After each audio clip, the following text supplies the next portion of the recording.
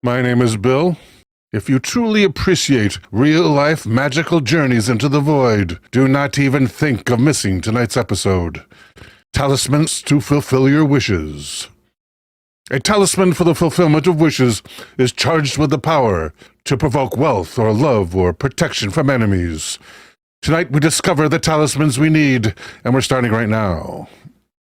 Here at metmuseum.org is an article entitled Amulets and Talismans from the Islamic World. And this is written by Yasmin Al-Saleh. And Yasmin begins, a talisman is any object that is imbued with protective powers, and all cultures have manifestations of such objects.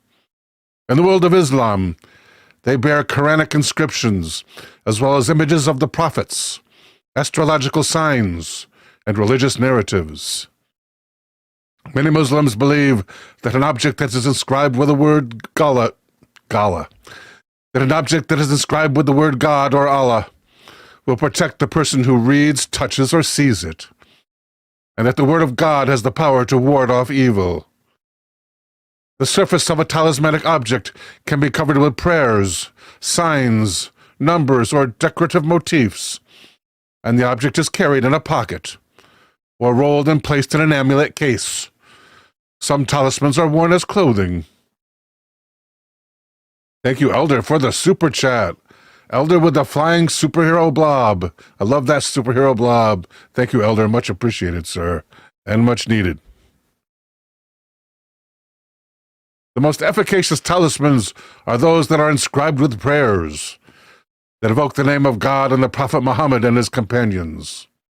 The 99 names of God, verses from the Quran, and sayings of the Prophet Hadith, for example, are appropriated and regenerated into texts that are meant to be good omens. Talismans that contain inscriptions with the names of the prophets and religious figures have the power to protect an individual from hardship and danger by acting as conduits between these holy figures and anyone carrying the talisman. This is also true of devotional manuals by religious leaders, or sheikhs, with passages stating that whoever reads them will be protected from demons and supernatural beings, such as the jinn. The written story about a prophet can be protective as well, with pictorial representations of that prophet and of the omens associated with him. I assume they mean except the Prophet Muhammad. That's what I assume. The representations of certain prophets are more efficacious than others, because you're not supposed to make an image of Muhammad, are you? With Solomon's as the most powerful of all, Solomon had the ability to talk to animals and supernatural beings, and was renowned for his wisdom. Bilqis, Queen of Sheba, was converted to monotheism by witnessing that wisdom. The Quran states Solomon's authority in a number of verses, and his apotropaic seal. And his apotropaic seal, a six-pointed star or hexagram, occurs on many surfaces, such as a wood panel or a blade or a scroll. These pop-up pictures, oh yes they are, huh? Groovy. Many other religious narratives also carry talismanic powers. The story of the miracle of the 7 sleepers of Ephesus, or people of the cave, which is the subject of a chapter in the Quran, has particular powers for many Muslims. The act of reciting the story of the 7 Christian men and their dog Kitmir, who, fleeing persecution by the Emperor Decius, found a cave and slept for several hundred years, protects the reader from harm, just as the 7 sleepers and their dog were protected all those centuries. Images of Muhammad's cousin, Ibn Abi Talib, and those of Imam Ali, son-in-law of the Prophet, with his 2 martyred sons, Hassan and Hussein, also carry apotropaic properties. Ali's miraculous sword, Dulfikar becomes a relic and talismanic object in Islam and is represented across various media. Talismans not only shield but guide their wearers. They are objects that reflect occult practice. Amulet cases, mirrors, boxes, weapons, talismanic shirts, or banners are capable of shielding a person or a group of people from the forces of evil. When a person is confronted with an ethical dilemma, all he needs to do is consult the Quran or one of these objects for guidance. These imbued objects are also used as tools for scientists or as cures prescribed by physicians for various ailments. The Abbasids play an active role in the transmission of knowledge and science from the Greco-Roman world, or the Abbasids. The art of the Abbasid, period. The Abbasids. And Arabic translations of medical and astrological texts were integral to Islamic court and daily life. Historically, the stars in the Quran were consulted for almost every action and medical condition. And stars and talismanic objects became interconnected, just as the stories of the prophets found in the Quran acted as talismans.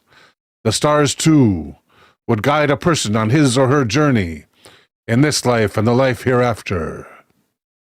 Eventually, elaborate horoscopes and a science of letters that broke down the 99 names of God to their individual letters were created at court to predict whether a ruler was to have an auspicious reign. Sometimes these letters can be found on the clasp of a casket. The objects discussed here demonstrate the ways in which science, magic, and religious belief work together to endow objects with talismanic powers and protect individuals from harm. Thank you, Takahama Olsen, too, for the super chat. In honor of her grandson, Seth. Seth says hi. Hello, Seth. How you doing, buddy? You have a great grandma. Thank you, TO2. Howard Hoover has arrived, as well as Yellow Rose for Texas and Chili Bean. What are we up to? Oh, we need more reading. Citation. There is no more reading. Any comments? Any commentary here? No commentary. Cool. Let us play some art then. I have a question about artifacts and their role in magic. Figuratively speaking, can I get to the right place by taxi using a map instead of going there on foot by myself? Can I use ready-made amulets and charged items from other mages?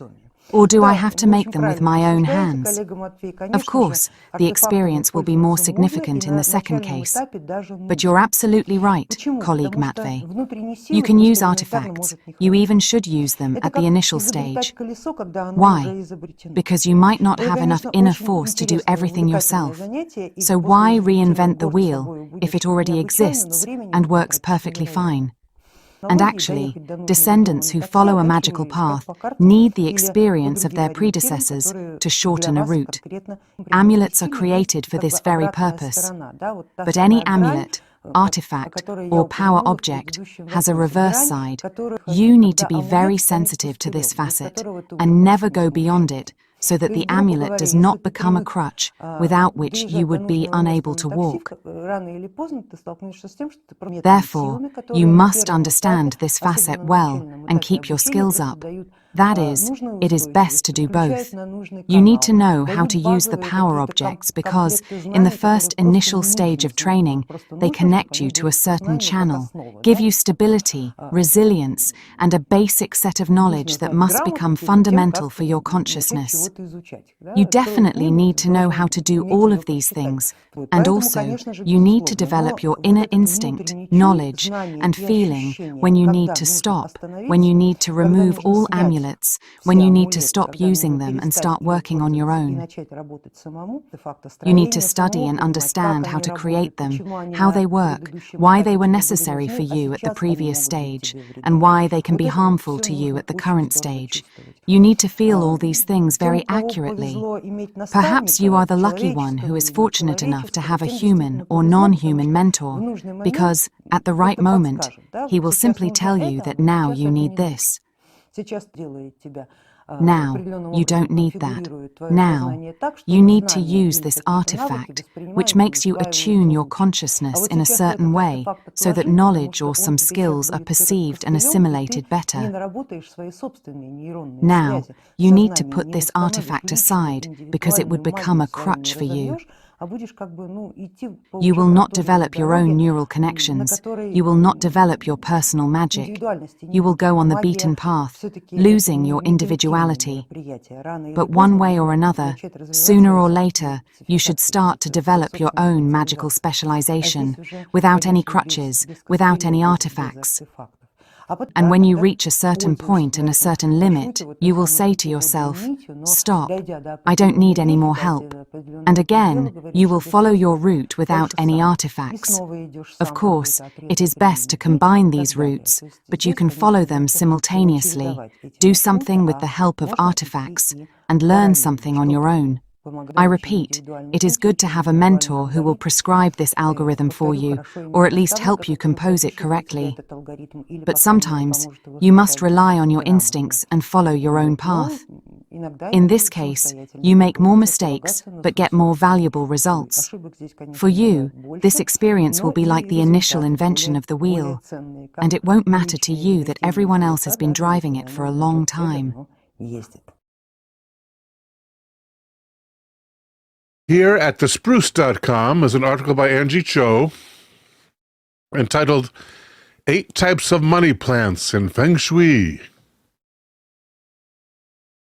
Bring wealth and abundance to your home. And Angie begins. We are often asked about Feng Shui money plants. What are they? Why use them? How do they work? You're in the right place. Read on to learn more about these so-called Feng Shui money plants. The common name money plant or money tree is used for dozens of different plant species from around the world. The name assignment can be for a variety of reasons, as with plants that have leaves with a coin-like shape. Or in the case of Feng Shui, some plants have a long symbolic association with wealth and prosperity. These species are often used strategically as indoor houseplants to direct Feng Shui energy toward creating financial good fortune. You've probably noticed that Feng Shui practitioners tend to love plants. Houseplants are helpful Feng Shui adjustments for a few reasons. First, having plants inside our homes helps reconnect us to nature. In our current world, we spend so much time inside that we can feel disconnected from the natural world around us. Indoor plants are a great way to remedy this and help bring nature inside our spaces. Plants also represent the wooden element, symbolizing growth, flexibility, and kindness. Taking care of another living thing, including a plant, can help you to cultivate compassion, and you can watch them grow and thrive as you continue to care for them. Plants are also a source of healthy, vibrant life and can uplift the energy in your home. There are several kinds of plants known as money plants. Pilea pepermoides. One of these plants is Pilea pepermoides, also known as the coin plant, or Chinese money plant. It has round, shiny leaves that resemble coins. Pilea is low maintenance and does best with medium light. It is also easy to propagate and share with friends, which can help you to feel even more abundant. When the little babies pop up, be sure to share the wealth. Being generous and sharing what you do have is an important factor in welcoming more prosperity. The jade plant. Dicamasi says, Latin names are tough to say. Here's another one. Jade plants. Crassula ovata, sometimes called money trees, are popular houseplants because they are generally easy to care for. They do require a good amount of light to thrive, so make sure you find a sunny spot for your jade plant. Like the pilea, their leaves also look a bit like coins. The slow and steady growth of the jade plant can represent the steady accumulation of wealth. Their succulent leaves resemble the precious jade stone, which is considered lucky and promotes long life in Feng Shui.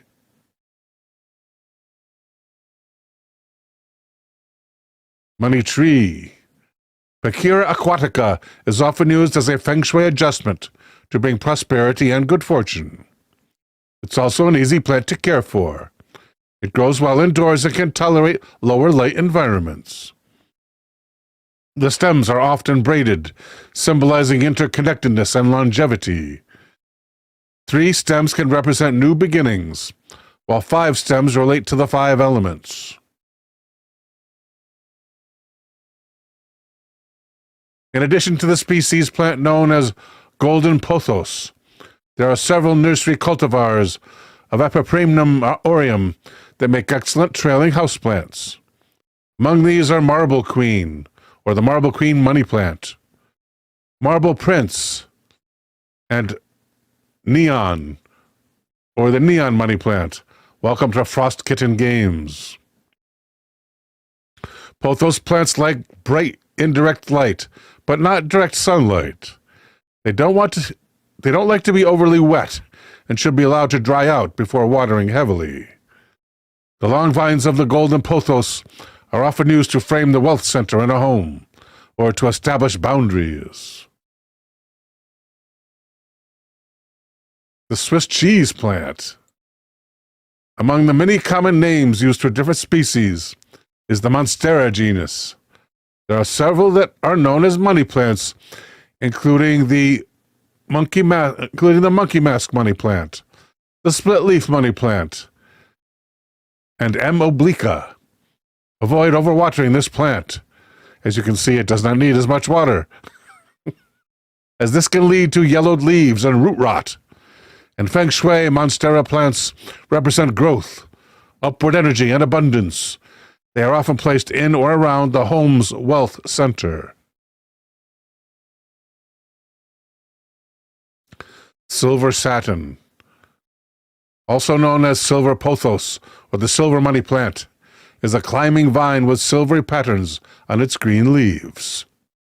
This popular indoor plant prefers bright shade and can be allowed to dry out between waterings. Fertilized monthly during the spring and summer growing seasons. In Feng Shui, this plant is thought to repel negative energy while fostering good energy. Silver dollar vine is a climber with small succulent leaves. It is believed to bring prosperity and wealth to a household. It thrives in somewhat arid conditions and is well suited to growing in sunny windows. Lucky bamboo. Lucky bamboo is a common name applied to a plant that is not a bamboo at all, but rather a perennial herb. The stems resemble bamboo, though they are fleshy rather than hollow. Lucky bamboo has a reputation for encouraging prosperity and good fortune in Feng Shui practice. Best locations for money plants. When deciding on where to put your money plant, make sure you're familiar with the needs of that plant, so you can find a place in your home where it will thrive. An unhealthy plant in a most auspicious location is still an unhealthy plant, and will not be a fresh source of vibrant qi. Office or workspace. It can be beneficial to locate a money plant in your office or workspace. You can even place it on your desk as a visual reminder of the wealth you are inviting. The bedroom. Money plants are also good additions to a bedroom. Your bedroom represents you, So any Feng Shui adjustments you make here have the potential to be very impactful in your personal life. Plants are also great for improving indoor air quality, which can be very beneficial in the bedroom, since that is where we go to rest and be rejuvenated. You can also find the wealth corner of your home and place your money plant there. To find the wealth corner, imagine a 3x3 grid like a tic-tac-toe board laid over your home. Stand at your front door and find the farthest corner on the grid on your left-hand side. That's your wealth area. You can also find the wealth area of your bedroom or office in the same way. Stand in the door facing into the room and find the far left corner. Upper corner or lower corner? Farthest corner on your left-hand side. Well, the farthest corner has to be the upper corner. Interesting. Howard Hoover has a Feng Shui compass. Also here, at LoveToKnow.com, is a story by Sally Painter entitled 14 Chinese Good Luck Symbols. And Ms. Painter begins with the top 5 Chinese good luck symbols. The pinyin, Chinese symbol for luck. One of the most popular Chinese symbols of good luck is the pinyin, official transcription system for converting Chinese characters to Latin script. The characters for fu, which represent good luck or good fortune. Calligraphy characters for fu. The ancient Chinese tradition of hanging a fu symbol on the front door is still practiced during the Chinese Spring Festival and the Chinese New Year. This practice began in 256 BC, during the Shao dynasty, to keep the goddess of poverty from visiting and residing in your home. Today, the symbol represents a year of good luck, prosperity, and happiness. Number 2, 4 Chinese symbols for luck. So since this is top 5, is that the end of the article? No. 4 Chinese symbols for luck. Shi, popular at Chinese weddings. This symbol represents double happiness and good luck. Hei, this is a good luck symbol for harmonious relationships.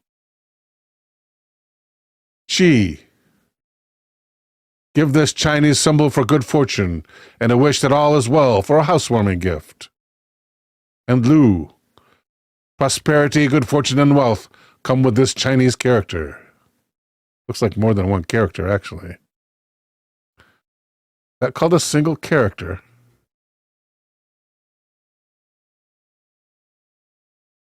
Number 3, the Imperial Dragon fathered 9 dragon sons. Ancient Chinese culture believed the emperor to be a direct descendant of the dragon. You will find the dragon motif throughout Chinese architecture. Some dragon names are spelled differently depending on the region of the country, but they all retain the same properties. Baxia or Bishi. The most commonly recognized symbol is the dragon tortoise, or the turtle dragon. He is powerful and strong and capable of bearing life's burdens. He brings a long life of prosperity and strength. Bian, or Bian. This dragon is a protector of the law and considered a fair judge. Use this auspicious symbol for any legal issues you may face. Qi-wen, Feng or Qi-wen. This dragon governs water and is used on roofs to ensure protection against fire. Place one inside your home to protect against natural disasters, such as floods.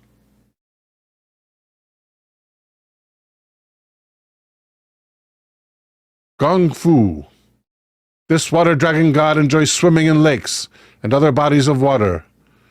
He brings wealth to your home and protects you from floods, and is often used on ships. Pu Lao. This dragon roars and rules over sound. It is often used as a motif for temple bells. Place one on your desk to command authority. Queenie. This dragon god loves music and is the creative symbol often found carved into musical instruments or as a relief motif. Let's check out some art. One day I saw an old man begging on the streets for food. Although I barely had enough for myself, I decided to treat the old man to a meal. He thanked me and told me that my kindness would one day be rewarded. The next day I received a mysterious package with an odd-looking bracelet in it. There was a note in the package that said, "Thank you for your kindness. Wear this for good luck." As I put on the odd-looking bracelet, a strange electrical sensation shot through my body. I couldn't explain the exact feeling of it, but I felt positive and powerful. Just a few days later, my boss at work saw potential in me and promoted me, and I'm now paid well enough to buy a house in the neighborhood for myself. It has always been my dream to travel, and I was finally able to travel around the world in business class flights and 5-star hotel suites. While touring Vietnam, I lost the odd-looking bracelet accidentally, and things began to change after that. I received a call that the company I worked for had to close down, and I was now unemployed. Just several days later, I also lost most of my money when my bank account was hacked. In just 1 week, I went from living the life of my dreams to a nightmare. All of these misfortunes sank me into a deep state of depression. I began to drink every day like my dad and just waste life away. Just as all hope seemed to be lost, one of my ex-colleagues called me and told me she's now doing better than ever. She excitedly told me that she had gotten the bracelet that I had and that things had gotten better for her ever since. I thanked her for reminding me about it and told her I lost it and asked her how she got it. She recommended me to an online store and I quickly bought several of them. While browsing online, I learned that the bracelet is based on the ancient Chinese act of Feng Shui. According to Wikipedia, Feng Shui is a pseudoscience originating from China. It claims to use energy forces to harmonize individuals with their surrounding environment. The art of Feng Shui is used to optimize abundance and prosperity of every kind: wealth, health, relationships, and career success. I learned that many famous people and companies in the world use Feng Shui too. My order arrived in several days and I excitedly put them on. It must have been weird to behave that way, but during that time, I was desperate. Sure enough, through some unexplainable energy forces, I found opportunity in my life again. An old friend of mine from school approached me to start a business together, and our business took off in just weeks. Life was good again for me, and this time I even found a boyfriend that treated me like a princess. The bracelet that I had is the Feng Shui Black Obsidian bracelet. All right. Here's an article at innerlivesblog.wordpress.com by Peter D. Hewitt, entitled Spheres of Influence: The Magical History of the Witch Ball.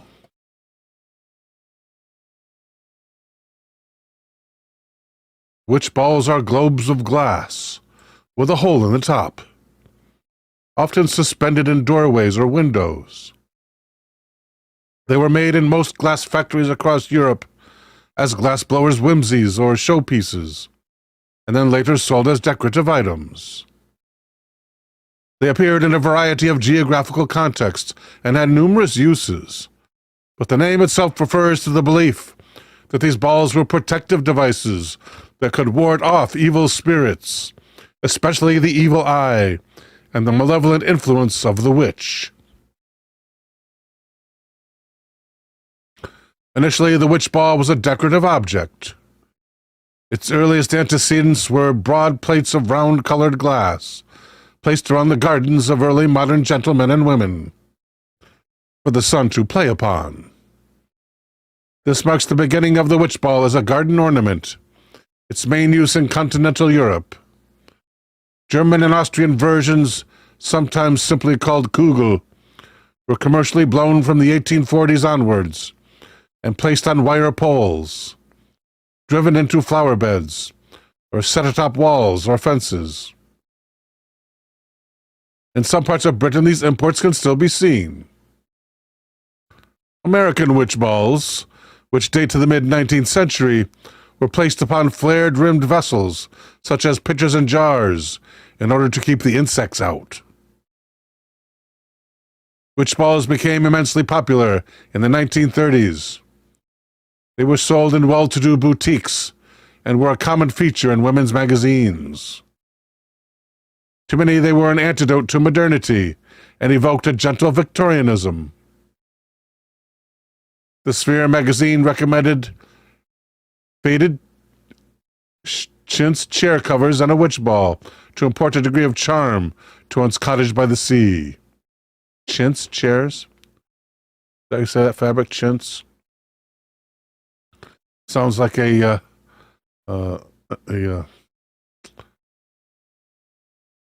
like a slur. Some people planted their witch balls to make terrariums. Others filled them with rocks, glass beads, and water to create shimmering light. This latter caprice was marketed as the wizard bowl, in every respect same as the witch ball, but with a larger aperture at the top. This is a detail from Escher's Hand with Reflecting Sphere, one of several artworks on this period to feature witch balls. That's by Escher himself. Isn't that interesting?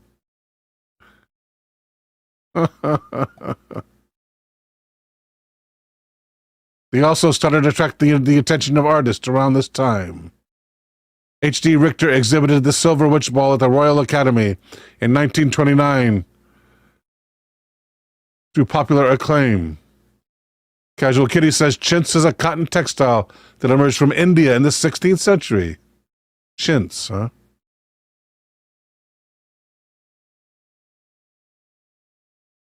While a few years later, Escher's experimentations with witch balls, perspective, and self-portraiture elevated the witch ball to the category of an object of art. Tales were spun that authentic witch balls were only to be obtained from spiritualists or nomads. In 1924, Petronella O'Donnell was advised that one could buy witch balls in a shop not far off, kept, I believe, by a spiritualist. Olive Nadell, an actress, and her husband were pictured in a magazine with their only superstition, a dark green witch ball sent to Mr. Nadell by a gypsy youth whom he befriended. For a particular class of well-to-do consumer, then, these objects were a material expression of their thrilling transactions with those on the occult margins of society, the occult margins, albeit in a form that was suitable to their style and taste.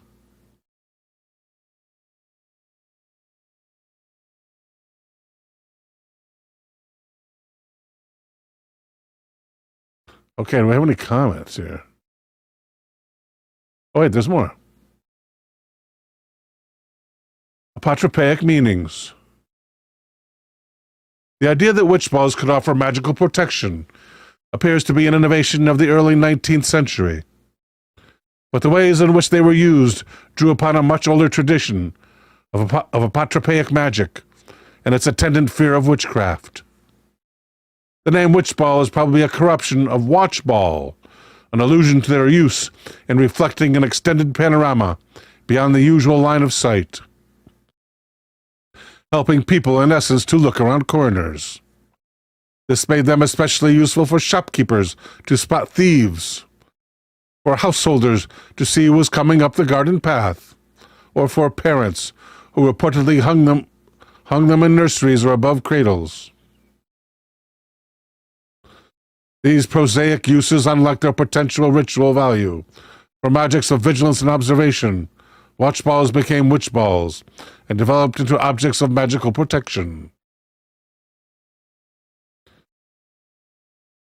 The oldest example of a witch ball that makes explicit reference to its magical protective properties is in the National Museum of Ireland. A fine old sapphire, this is a description of it, I guess. A blue glass witch ball to be suspended from ceilings and supposed to ward off evil spirits and witches. English around the year 1800. As mentioned, balls were usually placed at liminal points within the home, such as windows or doorways, areas that in times past were guarded by witch bottles, daisy wheel marks, or other apotropaic devices. The hollow transparency of witch balls is important, as their evil-averting function was dependent, in some cases, upon their contents. One source in the 1930s records a belief that the ball should be filled with tiny pieces of wool, since it was believed that no witch would cast an evil eye on the owner until she had counted every single bit of wool in the house. The puns are endless.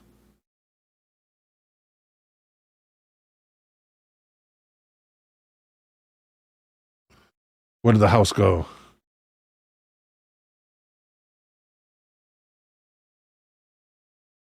There it is. This custom extends to other types of glass containers. 3 witch bottles in Charles Wade's collection at Snows Hill Manor in Gloucestershire, for example, are stuffed full of silk threads, their suspension loops indicating that they were hung up as charms in the home. Interestingly, 2 of the Snows Hill bottles are glass fire extinguisher vessels, devices used as safeguards against fire, and then requisitioned for protection against witchcraft.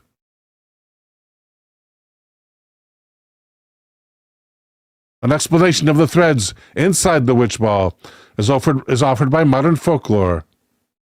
Evil spirits, attracted to the shiny surface of the ball, become mesmerized by the reflection, and upon touching it, are caught and imprisoned by the strands inside.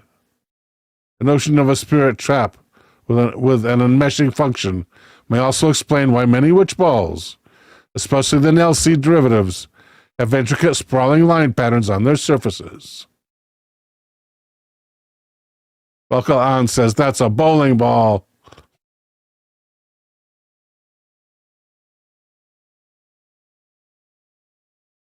The belief that witch balls could protect from ill-wishing is also found in an account from an unknown Dorset hamlet, where a middle-aged man was perplexed to find that he had been bewitched, despite the fact that he always kept a witch's ball in his window.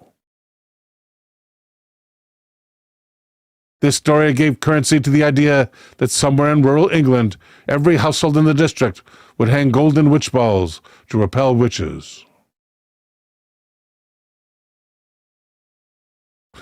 Let's check out some art. There's lots of little magical things that you may have gone to your grandmother's place and seen.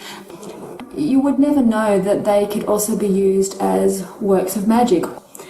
It's hide in plain sight. There's little crafty things that you see in everyone's home that can be turned to a magical bent.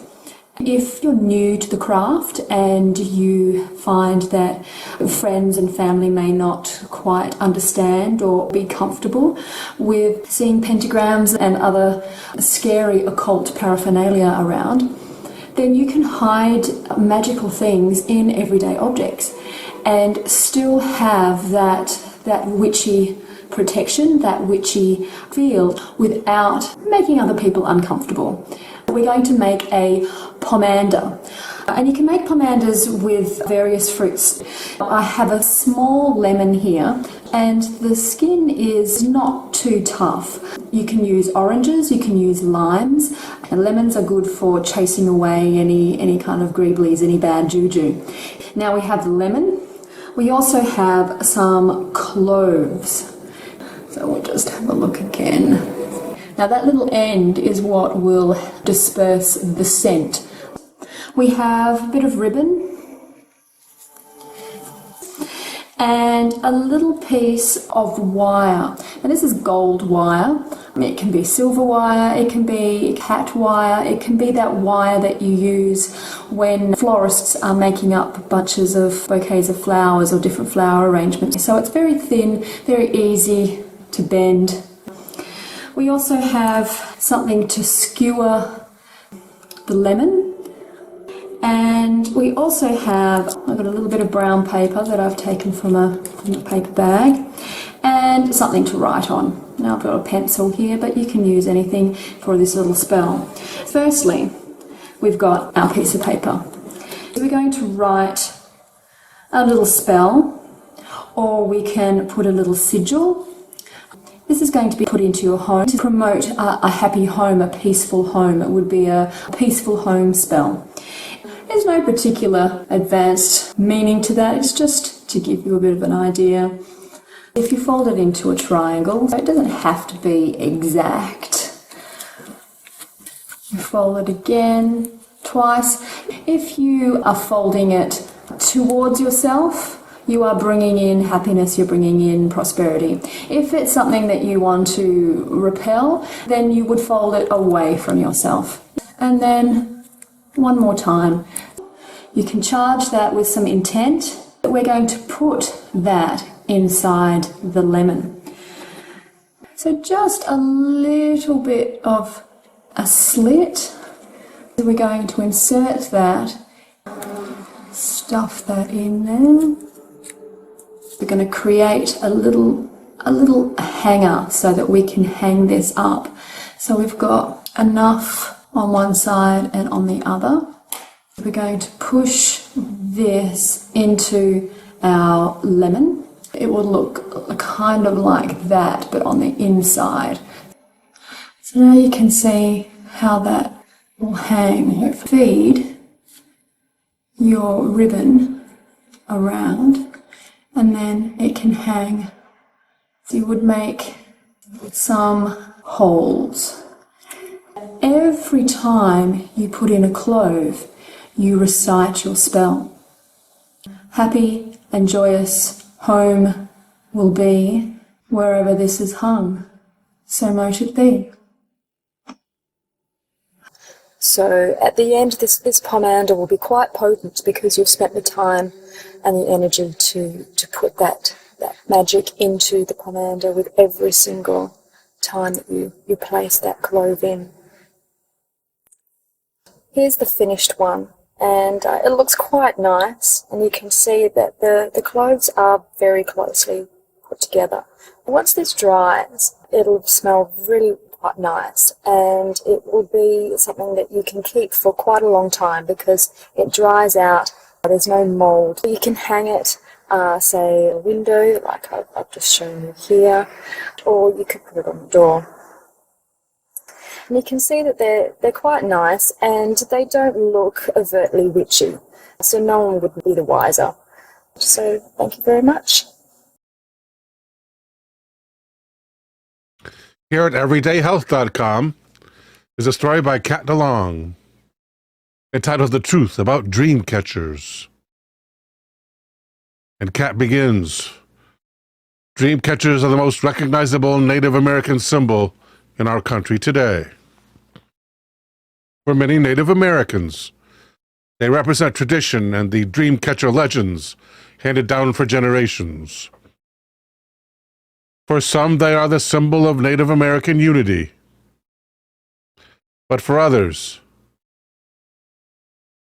dream catchers are simply tacky tourist souvenirs made in China and shipped to this country to be sold as authentic Native American crafts. Several tribes have tried to bring their meaning back by crafting dream catchers from traditional materials. By learning the methods, by learning the meanings behind these beautiful woven circles, you can gain a deeper appreciation of the craft and the beliefs behind their creation. Dream catchers are thought to have originated. Where'd my mouse go? There's my mouse. With the Ojibwe tribe of the plains. But many other tribes, such as the Chippewa and Lakota, have their own versions of the Dreamcatcher legend. The first non-Native American documentation was by a scholar named Francis Densmore in 1929. Although there are many variations, a dreamcatcher is basically a small circle of wood that is tied with sinew or thread to resemble a web with a small hole in the middle. The strings or sinews are tied at several points on the circle, with a number of points on the dreamcatcher having different meanings. 13 points are the 13 phases of the moon. 8 points are the number of the legs on the Spider-Woman of Dreamcatcher legend. 7 points are the 7 prophecies of the grandfathers. 6 points are an eagle or courage. 5 points are the star. A dreamcatcher can also have a feather tied to the bottom and beads or animal tokens hanging on the strands. Traditional dream catchers are only a few inches in diameter, but you will see contemporary models anywhere from a few inches to a foot across. Legend says that if you hang a dream catcher above a bed, it will catch the bad dreams in the web, while letting the good dreams go through the hole in the middle. As the sun rays hit the dream catcher in the morning, all of the bad dreams will evaporate. Dream catchers became popular during the Pan-Indian movement of the 60s and 70s as a symbol of renewed Native American pride. They can now be found at almost every reservation in the United States and Canada. While you can find cheap imports at many souvenir stores throughout the West, it is a good idea to try to purchase the authentic article whenever possible.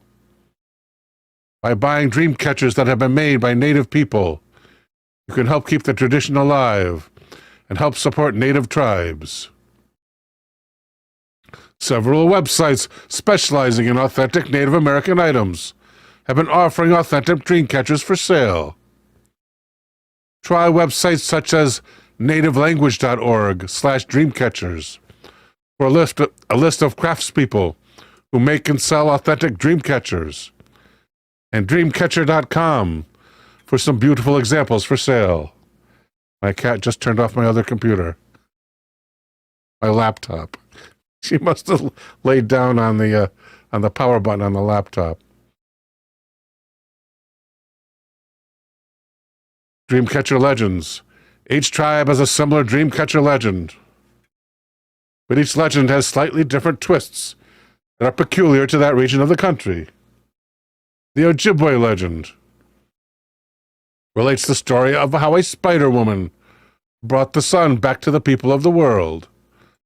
Once the Ojibwe people were gathered together as one nation. As the people dispersed to the 4 corners of North America, the Spider-Woman swore that she would continue to take care of the children, but couldn't get to each bed every night. The women of the tribe wove magic webs shaped like a circle, which is how the sun travels through the sky, and hung them over the cradle boards. Just as the Spider-Woman traps insects in her sticky web, the bad dreams are trapped in the web of the dreamcatcher and perish as the sun hits them every morning. Many mothers tied a feather to the hoop in the center, representing breath or air. The baby would watch the feather and be entertained as it danced on the wind above its head. This legend said that dream catchers were made to prevent children. Oh, this is Chippewa legend. The Chippewas say dream catchers were made to prevent children from awakening with fear of the bad dreams still in their eyes. Mothers wove a web on a willow hoop while saying sacred words and thinking happy thoughts. They would hang the sacred feathers from the center so that when the good dreams find their way to the center, they will float down the feathers and sprinkle onto the sleepers.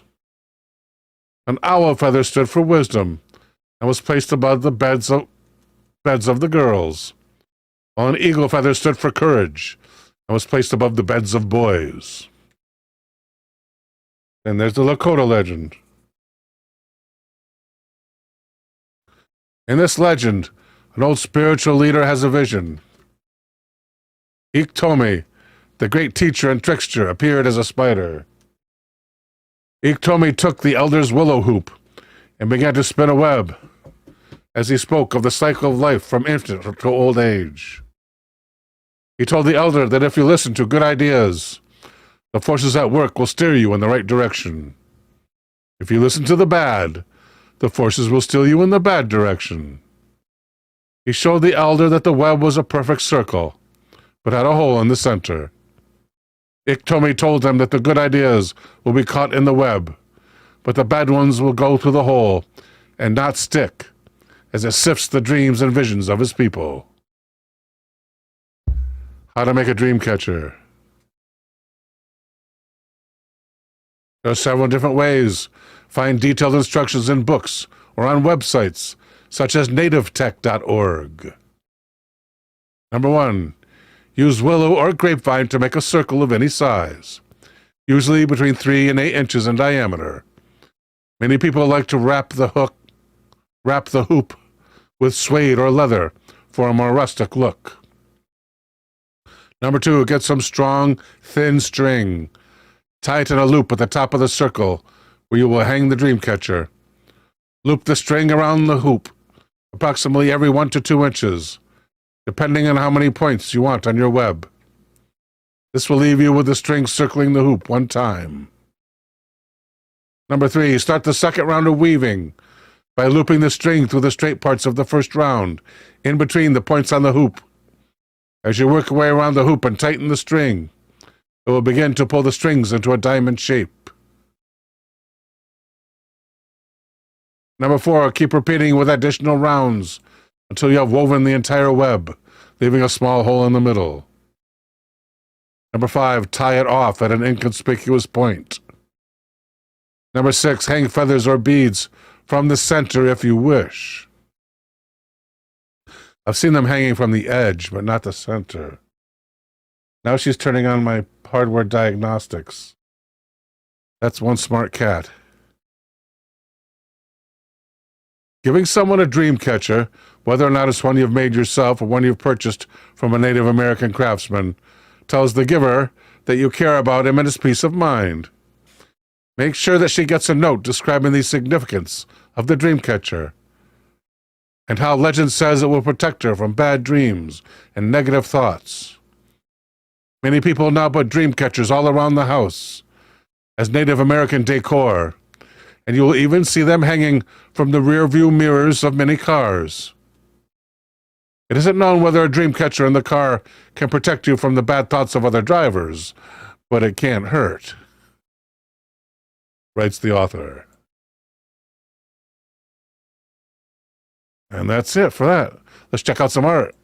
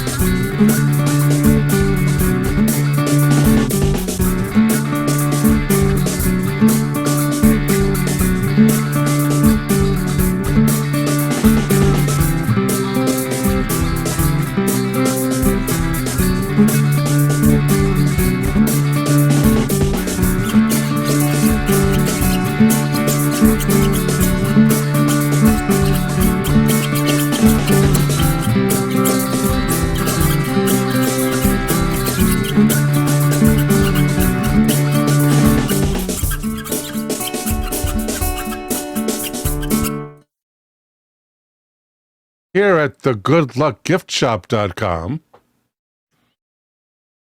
is an article entitled Horseshoe Luck and Spiritual Meaning.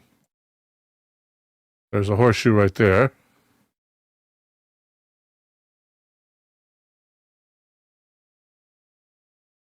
And the author begins, "Why are horseshoes lucky? And what's the connection with St. Dunstan? What does a lucky horseshoe symbolize? What's the meaning of horseshoe luck, and does a good luck horseshoe really bring good fortune?"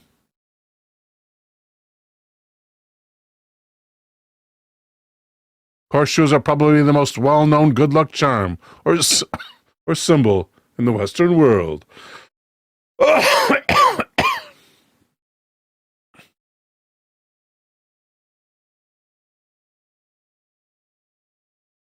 Millions of people think that they bring good luck, and that the horseshoe charm is a protective symbol or talisman. But why? Here's something here. Let's read this. Open image, new tab.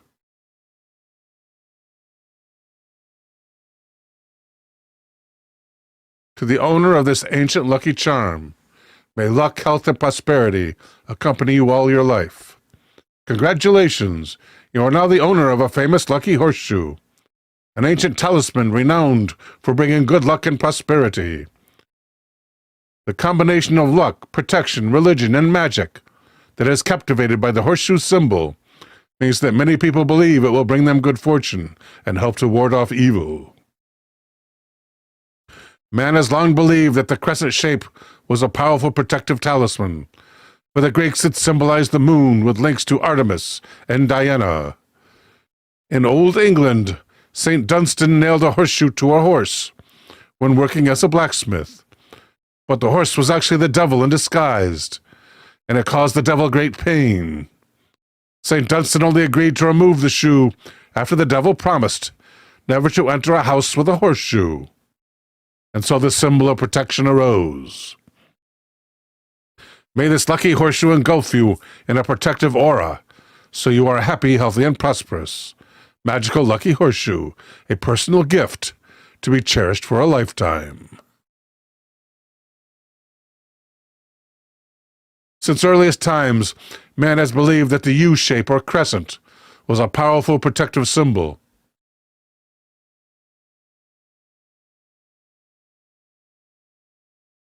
But perhaps the most striking and specific reference to the horseshoe as a protective and lucky symbol comes from ancient England.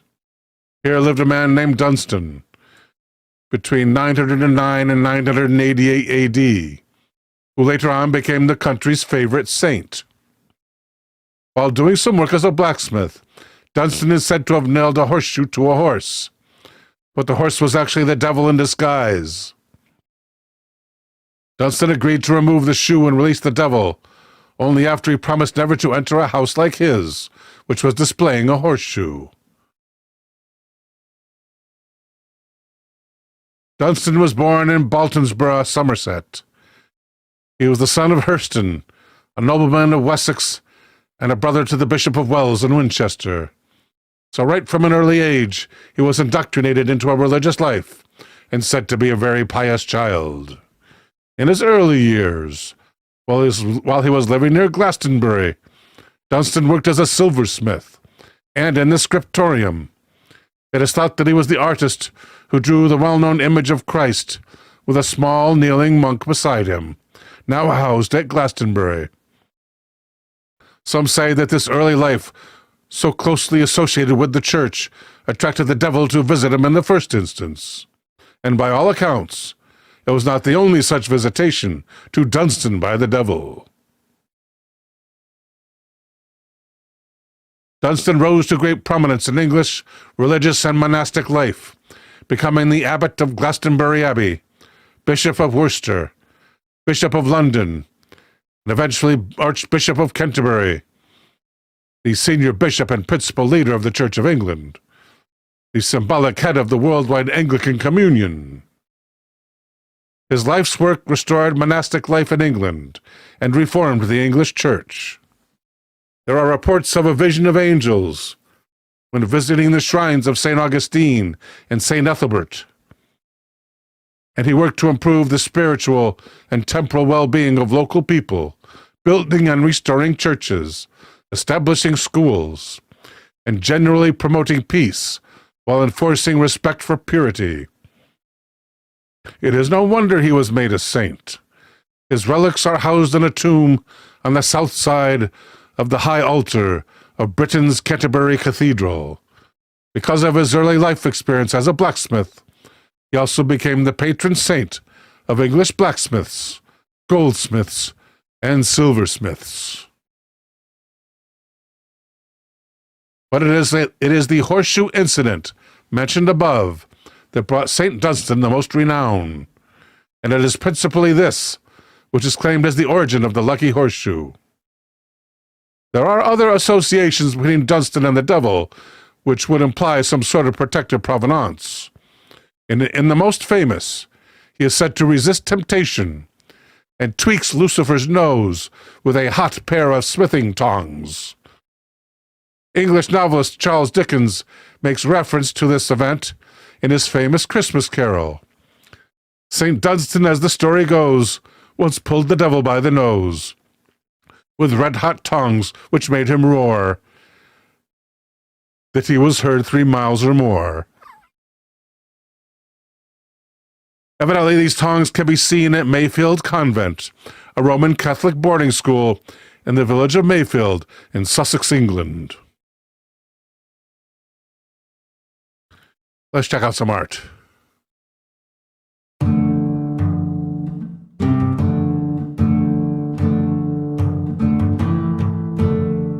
Oh, what in the name of all that is my hot sister are we doing here? Well, Maynard, after my uncle passed that abnormally large kidney stone with these exact coordinates on it, we had to come out here to find the Lucky Charms mascot rat.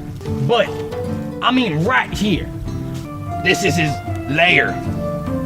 This is Lucky Charms guy droppings. They look like leaves, but they're droppings. He went that way. Ah, get back here, you little Irish. You represent from Thunderville, you Granite, and I'm just gonna hit you with a hammer that I'll make out of it, you little massacre. I hate you. I hate you. Oh, Vader cramp.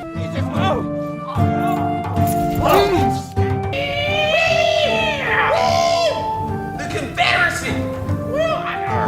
Who did here? Who are you? Oi! What do you think I'm doing in my homeland? We're looking for the Lucky Charms guy. Oh, you mean Seamus? Yeah. Oh, I'm sorry, lads. Seamus is in Ireland. This is Scotland. If you want to see Seamus, you got to do 3 tasks for me. You was it. Yeah. First off, I want the droppings of the Scotch sign. Easy but weird. Yeah, I got it. Second, Yeah. I want the drink of the gods. Yeah. Pabst Blue Ribbon, got it. And third, I want the bones of King Macintosh. What the hell is you talking? Okay, we got you. We got this. Let's get the heck out of here. We got it. Whatever, man. You gotta focus, all right? We gotta find these dang... Oh, wait. There's the droppings. Out of the way, Maynard. Oh. Get back to that girl. Let's go. Maybe we're here for a reason. Yeah. No, Turner, man, you seem really stiff, man. Yeah, you're right. Just relax. Well, I've just been thinking about it. I think Satan... Anyway, man. You're freaking me out. Oh, dang, there it is, Maynard. Yep, it's the drink of the gods. Praise Allah. I hate you. I'm gonna grab it. Oh, what is that? Oh, what is that? That's not good. That is not a Christian voice I hear. It sounds like Lucifer. Just grab that cockcake can and let's get the heck out of here. Oh, snap. Get out of here. Oh, snap. He's speaking some crazy tongues at me. Let's go. One time I was going hunting. Yeah, with Jimmy Bill. Jimmy Bill. Yeah, I hate that guy. I mean, I hate him too. But go on with your story. Okay. So, I told myself he looked like a pretty deer. Buddy, Where is this story going, Maynard? I shot him in the face, buddy. Well, I murdered him. I murdered Jimmy Billy. that's my brother. I know. I'm sorry. Thank you, Maynard. What? I hated that guy. We're gonna get to meet Seamus. The Lucky Charms guys are gonna be so great, Maynard. The prophecy will be fulfilled. Do you have what I require? Here's the droppings, ma'am. There you go. Wow, yeah, drink the Here you go, miss. Okay, fine. Yeah. Good job. Woo! Oh, Macintosh. Here, hand There it. you go. There you go. Here are the remains of Lord Macintosh. Well, now that we get to meet Seamus. You may go. Yeah, buddy. Who's that? How You y'all doing? famous? I'm Seamus. You don't look like the guy off the box. Yeah. Oh, that's me. I'm sorry. Are you supposed to grant our wishes? I can give you anything you want. Just don't touch me. Well, that sounds reasonable. All right, just Touch. give you any. Well, that's not how Touch it works. You him. don't. I want to touch him. Thunder!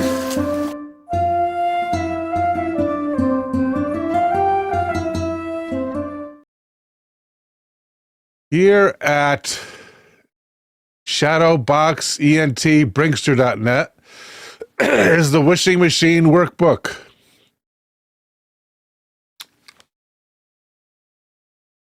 Yes, that's right. Next we're covering wishing machines. It says here around page 6 and 7, though using physical radionics machines can give you a new level of fine-tuning and power, you will find the virtual wishing machine contained in this workbook to be an effective beginner's tool, especially if you can't afford a radionics machine. If it is not, then it is probably because your particular brain, understandably, responds far better to the tactile sensation of turning knobs and exploring hard surfaces, as in a radionics machine, also known as a wishing machine. And of course, the physical device allows you to dig deep into the wish, quantifying it numerically and working with it in a variety of extraordinary ways. So what we have here in this workbook is only called a virtual wishing machine because it has no visibly moving parts. However, it is certainly moving an energy flow when you focus your attention upon it. Before I tell you exactly how to use the device, it's important for you to understand the limitations of this process as well. Your mind has far more potential to influence the physical world around you than you can imagine. As you see this happen gradually, your confidence will grow, and you'll be able to achieve bigger and more amazing things.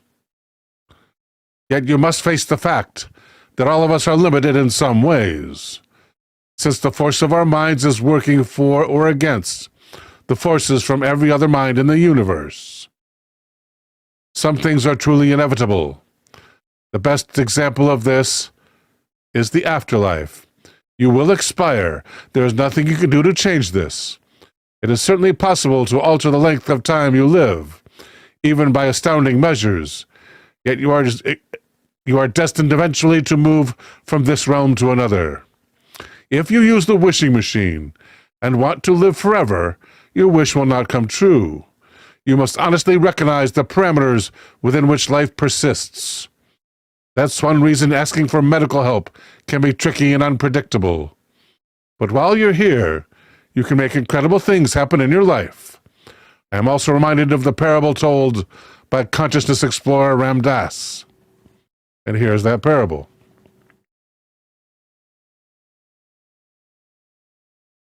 One day, a farmer's prize mare ran away, and his dramatic neighbor was quick to console him, saying, "That's just terrible." The farmer nonchalantly replied, "You never know."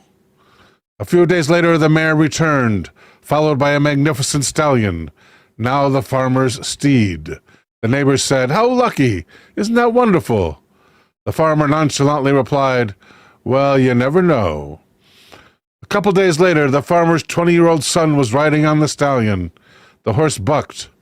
The young man flew off and broke his leg. "My God," said the neighbor, "that's just awful." The farmer shrugged. "You never know," he replied. Several days later, the local military came through town, drafting young men into a horrid war. They sought the farmer's son, but he could not go due to the injury. "Isn't that fortunate?" exclaimed the neighbor. Guess what the old seasoned farmer said? You never know. This parable demonstrates the greatest challenge in using the wishing machine. You must never assume your wishes are always in your best interest. You might desire something with unexpected negative consequences. It is important to use this technology thoughtfully and consider as much as you can the realistic repercussions of your wish coming true. And if your wish does not come true, it might be the better because of this. You must trust the overall wisdom of the universe that settled you here to begin with, to guide you where you belong. This workbook is designed to optimize your wishing machine experience, giving the best chances of a positive result in the shortest period of time. However, there is no set timeline, since each person and situation is entirely unique. You may find a wish comes true in just days sometimes, but at other times, weeks or months. You must approach every session as a special, one-of-a-kind exercise, and trust your intuition. Only you know the intricacies of your situation, and only you can attempt to control it using this method. Whatever rules govern its operation are still wondrous and misunderstood. You will find this workbook advances in 3 stages over the period of 3 days, preferably 3 consecutive days. Stage 1. Once you have decided to make a wish, you should stare at image 1, the golden ratio, for 5 minutes and try to clear your mind. Throughout the rest of the day, stare at image 1 whenever you have the time, for as long as you're comfortable. This is a perfectly balanced symbol, found throughout nature and in some of the world's greatest works of art and architecture. This will help your thoughts take on the form of a blank, calm slate. Your wish will eventually be placed upon this slate. Next day, turn to image 2, the wish input plate. Where are these images? Golden ratio. The wish input plate. There's the golden ratio right there. They're pretty interesting pictures. Wish input plate. And there's the virtual wishing machine right there. Evidently, the only thing you need is this picture.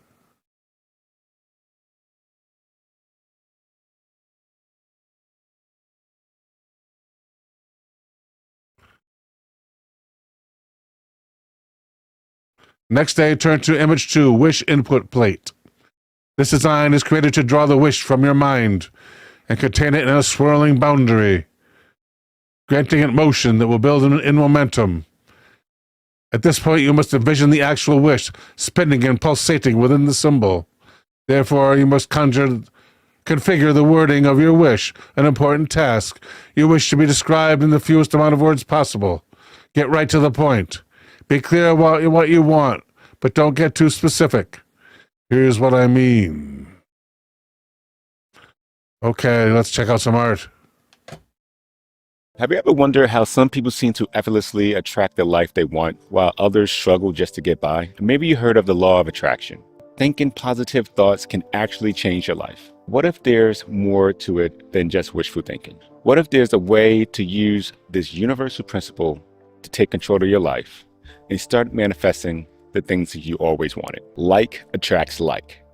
The energy you put out into the world through your thoughts, emotions, and beliefs is the same energy you're going to get back. If you focus on abundance, gratitude, and the things you truly want, you're essentially tuning your energy to align with those desires.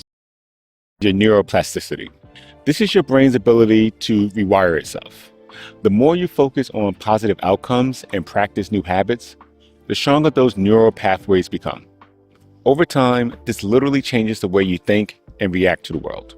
Next up is your emotional energy. Science shows that emotions like gratitude, joy, and love make you more receptive to attracting similar energy.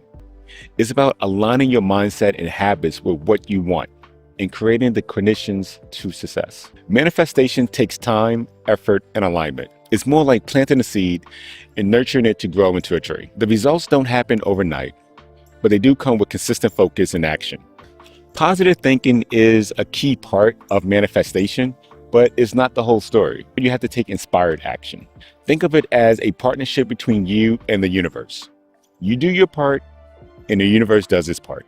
While it's great to manifest financial success, a dream car, or a new house, the law of attraction isn't just about material wealth. You can use it to attract better relationships, personal growth, inner peace, or anything that aligns with your values and desires. How do you actually apply the law of attraction to your life? First off, get clear on what you want, because clarity is everything. The universe can't give you what you want if you don't even know what it is. Take some time to sit down and really think about your goals. Be as specific as possible. Instead of saying, I want to be happy, ask yourself what happiness looks like for you. Is it a fulfilling career, a loving relationship, or more time to travel? Second, visualize your desires. Now, this is pretty fun. Close your eyes and imagine yourself living the life you want. What does it look like? What does it feel like? The more vivid and detailed your visualization, the more real it becomes in your mind. This helps you align your energy with your goals. The third one, practice gratitude daily. Gratitude is a game changer. When you focus on what you already have, you shift your energy from lack to abundance. Start each day by listing 3 things you're grateful for. They can be as simple as a good cup of coffee or a kind word from a friend. Gratitude makes you a magnet for more positivity. Next up, you want to use affirmations. Affirmations are powerful tools for rewiring your subconscious mind. Create positive statements that reflect your goals. I am confident and capable. Opportunities flow to me effortlessly. I am worthy of love and success. Repeat these affirmations daily to reinforce your belief in yourself and your ability to manifest. Next up, take some inspired action. Manifestation isn't just about thinking, it's about doing. Once you set your intentions, look for opportunities to take action. If you are manifesting a new career, update your resume, network with professionals in your field, or take a course to improve your skills. Or do all 3 of them, and you'll see how far you can go. The 6th one, let go of resistance. Doubt, fear, and negativity create resistance that blocks your manifestation. Trust that the universe is working behind the scenes, even if you don't see the immediate results. Let go of the how and focus on staying aligned with your vision. Here's the amazing thing about the law of attraction. When you start manifesting positive changes in your life, it doesn't just stop with you. Your energy influences the people around you, creating a ripple effect. You inspired others to do the same. The law of attraction and manifestation are about more than just getting what you want. They're about becoming the best version of yourself. When you align your thoughts, emotions, and actions with your desires, you unlock the power to create a life that truly reflects your dreams. Manifestation is a journey, not a destination. Be patient, stay consistent, and trust the process. The universe has your back. Let's inspire each other to create the lives we deserve. And here's to manifesting your best life. Peace.